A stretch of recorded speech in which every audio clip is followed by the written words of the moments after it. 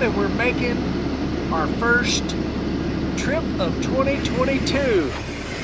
Got Iggy, got Billy, got Donna.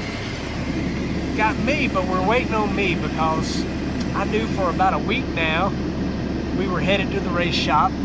I forgot to fill up with water. We might want to take a shower within that week.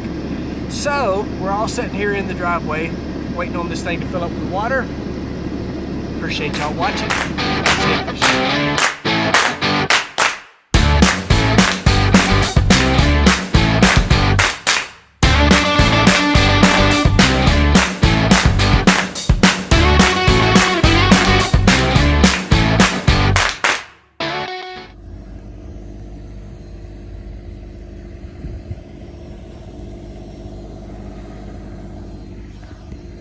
Hey folks, me and Donna drove up to the race shop yesterday.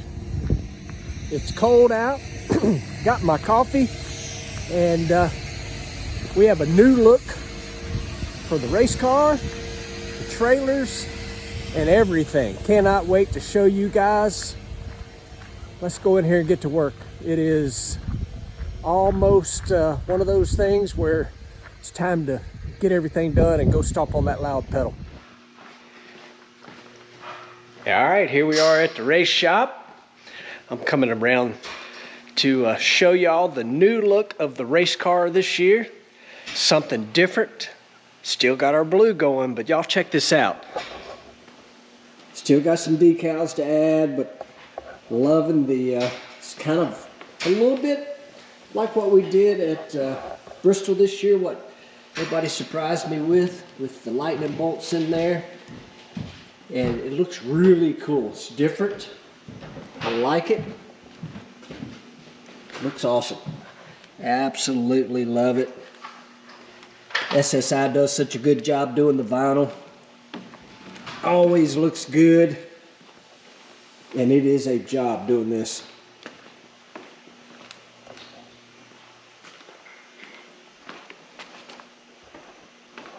Iggy, say hello to everybody. Check this out.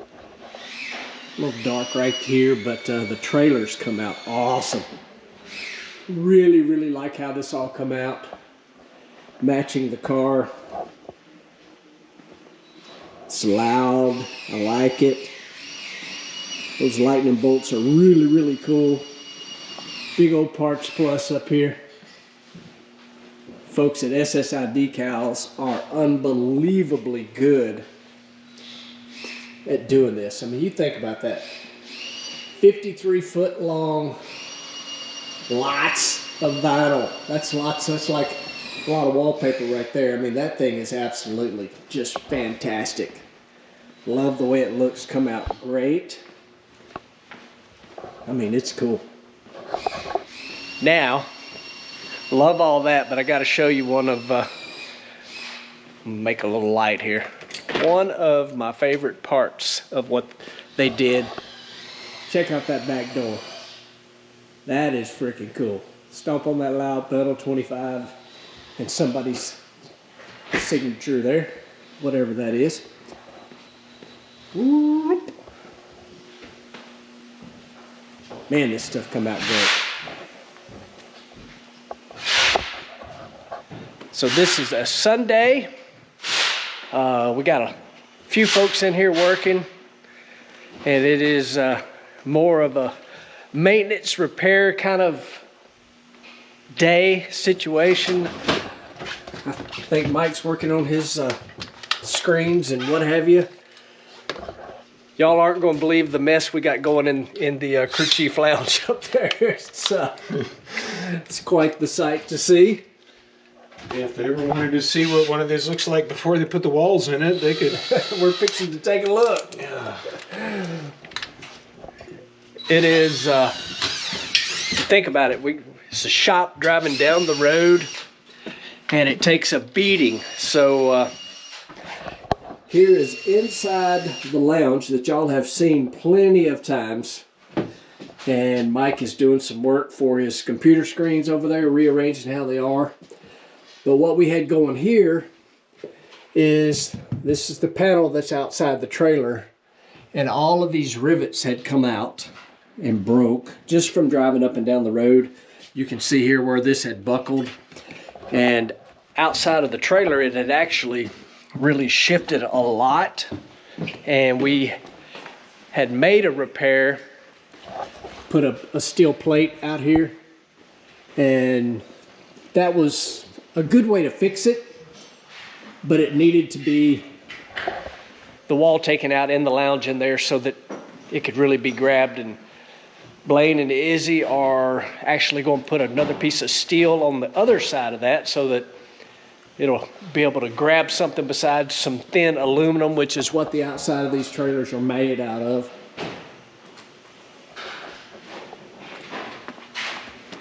Somebody's in timeout. So the dragster's kind of just sitting still today, but man, look at this thing. Come out so good. Walk down on the other side of the shop over here. I don't know how much I've ever actually seen it. So we got these windows overlooking Doug's awesome pond out there. Donna's getting hospitality stuff ready.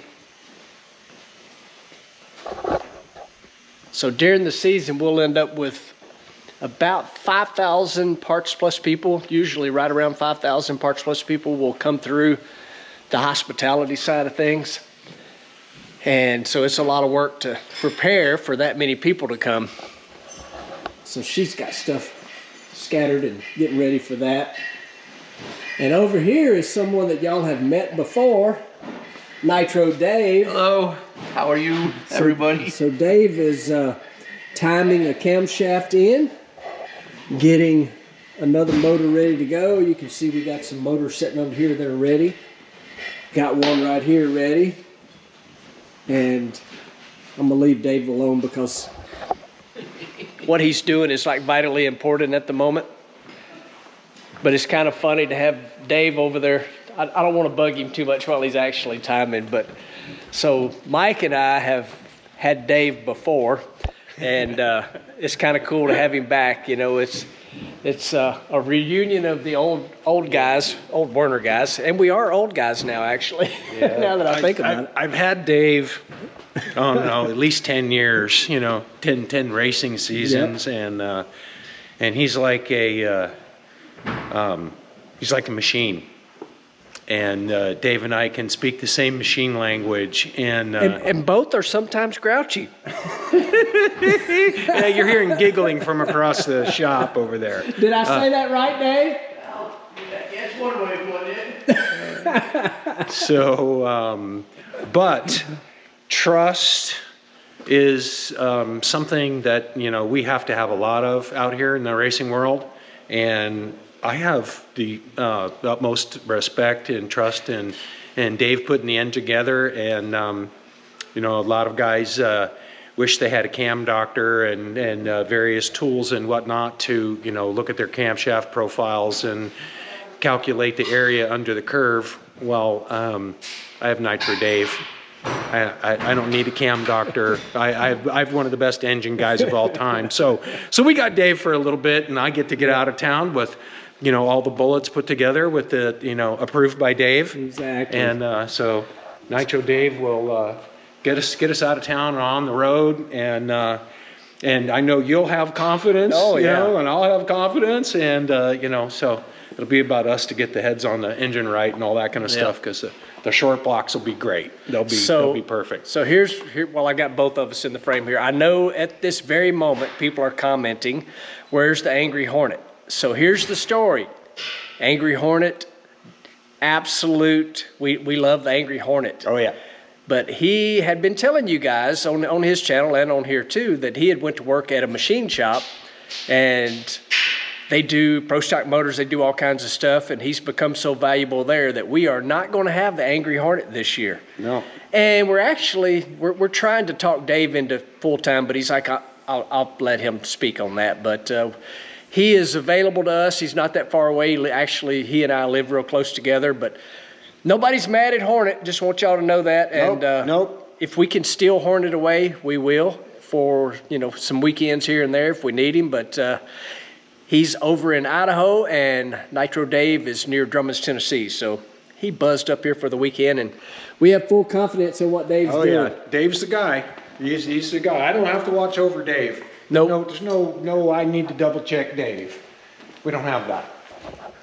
but I'm gonna walk over here where Dave can like look at me when I say this. I just wonder why you keep calling me Dave. Who's that? Well, yeah, he's Nitro. That's true. He's Nitro. I should just put that right out there.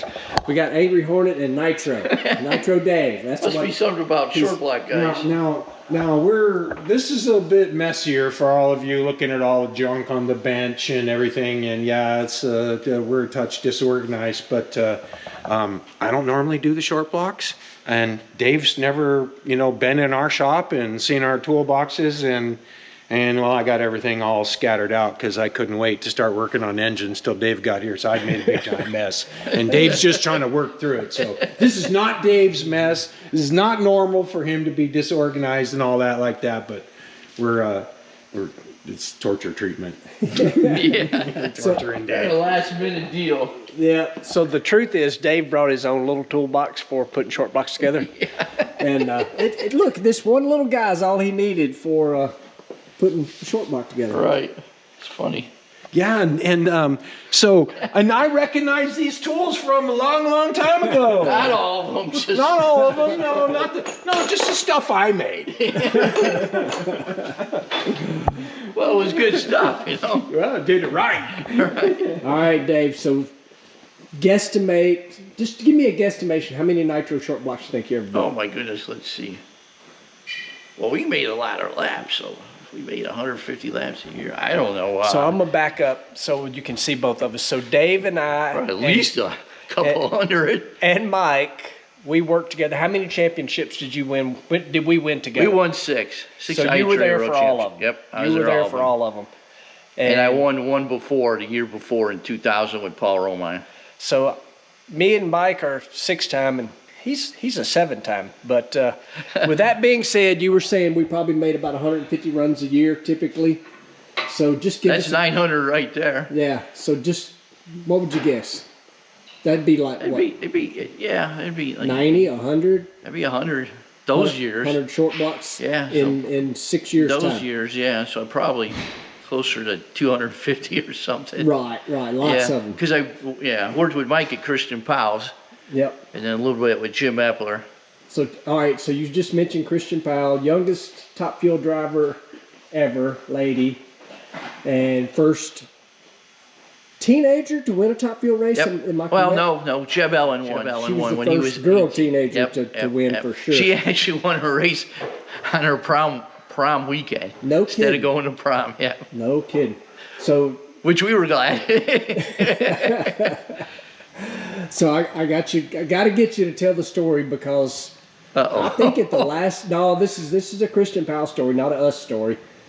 So I don't think we talked about this the last time you were on the channel, but tell about putting a crankshaft in that you didn't want to put in, and We won at Englishtown and we used every motor we had, so we didn't have any. Oh, power. it's okay. We didn't have any short blocks or crankshafts left.